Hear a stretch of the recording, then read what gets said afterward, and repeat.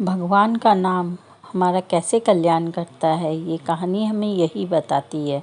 एक क्षण का सत्संग हमारे जीवन पर अमिट छाप छोड़ सकता है। तो आइए सुनते हैं एक छोटी सी कहानी, जो कि एक चोर की है। उसके पिताजी भी चोर थे। जब वह अंतिम सांस ले रहे थे तो उन्होंने अपने बेटे से कहा, मैंने उम्र भर चोरी की और तुम भी इसी काम में लग गए हो।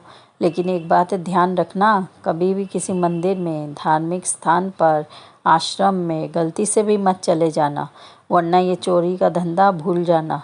लड़के ने भी पिताजी की अंतिम बात को याद रखा, चोरी पर चोरी करता रहा।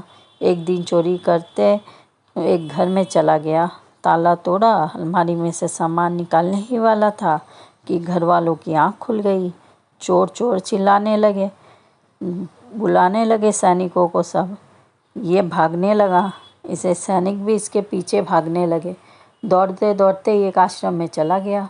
पिताजी ने सिखाया था किसी धार्मिक जगह पे आश्रम में ना जाए। अब चला गया, वहाँ सत्संग हो रहा था। इसने सोचा दोनों कान बंद कर लेता हूँ, कोई आवाज़ ना आने पाए कान में। फिर भी आवाज़ जा रही थी। उस समय सत्संग में महाराज जी कह रहे थे कि देवी देवताओं की परछाई नहीं होती। ये बात इस चोर ने सुन ली और उसके बाद ये आश्रम से छुपकर भागने की कोशिश कर रहा था। तभी सैनिकों ने इसे पकड़ लिया। राजा के सामने इस चोर को लाया गया। इसके पिताजी ने सिखा रखा था कि पकड़े जाओ तो अपना अपराध कभी स्वीकार ना करना, कितनी भी पिटाई हो, मानो ही मत की चोरी की है। सो जब राजा ने पूछा, तुमने चोरी की है? इसने कहा, नहीं, मैंने चोरी नहीं की है। राजा ने सैनिकों से कहा, डाल दो इसे कारागार में। वहाँ कड़ी पूछताछ की गई, फिर भी यह मानने को तैयार नहीं किसने चोरी की है। राजा को पता चला कि ये मान ही नहीं रहा किसने चोरी की है। राजा ने अपने मंत्रियों से सलाह ली कि क्या करना चाहिए। उनके राज्य में एक प्रथा थी, अगर अपराधी अपराध स्वीकार नहीं करेंगे तो उसे सज़ा नहीं हो सकती। मंत्री बड़ा बुद्धिमान था। उसने कहा, पता करते हैं ये चोर किस भगवान को मानता है, पता चल जाएगा इसने चोरी की है या नहीं। पता चला ये देवी माँ की पूजा करते हैं।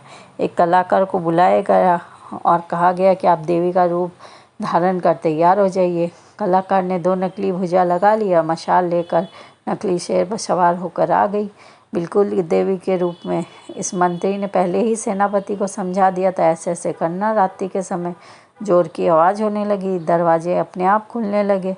सब व्यवस्था पहले से ही तैयार थी। वह देवी आती चली गई। चोर की नींद खुल गई। चोर ने देवी को देख प्रार्थना करने लगा कि संकट के समय आप मुझे बचाने चली आई, मैं आपको प्रणाम करता हूँ। देवी ने कहा, चलो अब सच सच बता दो, तुमने चोरी की है कि नहीं। तभी वहाँ मशाल का प्रकाश हो रहा था। चोर की नज़र पड़ी, वहाँ देवी की परछाई थी। उसने उस दिन आश्रम में सुना था, देवी देवताओं की तो परछाई ही नहीं होती। तुरंत वह सब समझ गया। उसने कहा, नहीं माँ, मैंने चोरी नहीं की। अगर की होती तो आपको पहले ही पता चल चुका होता। आपसे भी कुछ छुपा सकता है, क्या आवश्यकता थी इस बात को। बाहर खड़े सैनिकों ने सुन लिया। वे तैयार थे, उन्होंने बस गवाही चाहिए थी। समझ गए इसने चोरी नहीं की। उसे राजा के दरबार में लाया गया, उसे बरी कर दिया गया। जब वह दरबार के बाहर जा रहा था तो उसने सोचा, मैंने बस एक लाइन सुनी थी कि सत्संग की कि देवी देवताओं की परछाई नहीं होती, उसी ने आज मेरी जान बचा ली। अगर मैं हर दिन सत्संग में जाने लगा तो मेरा जीवन सुधर जाएगा। उस दिन के बाद उसने चोरी करना छोड़ दिया।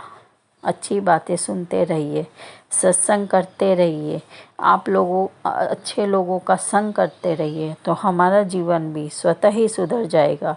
थोड़ी देर का ही सत्संग हमारा जीवन बदल सकने में सामर्थ्य है। आप